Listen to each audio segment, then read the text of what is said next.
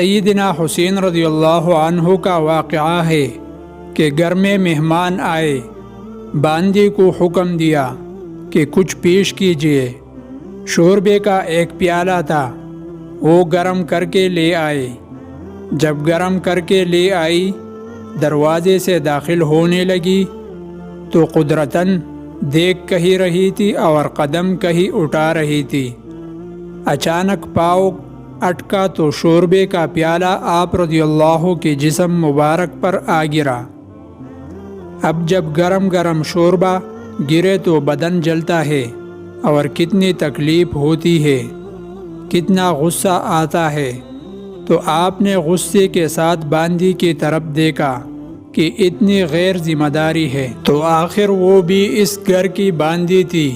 پہچان گئی کہ طبیعت میں جلال ہے، تو جیسے ہی انہوں نے اس کی طرف دیکھا تو اس نے آگے سے قرآن کی یہ آیات پڑھی، جس کا ترجمہ ہے غصے کو پی جانے والے۔ قرآن مجید میں ایمان والوں کی کچھ خوبیاں پروردگار نے گنوائی، جن میں سے ایک یہ بھی تھی کہ غصے کو پی جانے والے۔ تو جب اس نے یہ الفاظ کہی تو آپ رضی اللہ عنہ نے پورا اپنے غصے کو کنٹرول کیا اور اس کی طرف مسکرا کر دیکھا۔ تو پھر اس نے اگلی الفاظ پڑھ دیے، والعافین عن الناس، لوگوں کو معاف کر دینے والے۔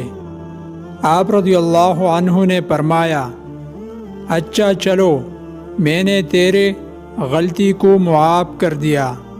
تو اس نے اگلی الفاظ بھی کہہ دی، واللہ یحب المحسنین، اور اللہ نیکوکاروں کو پسند فرماتے ہیں۔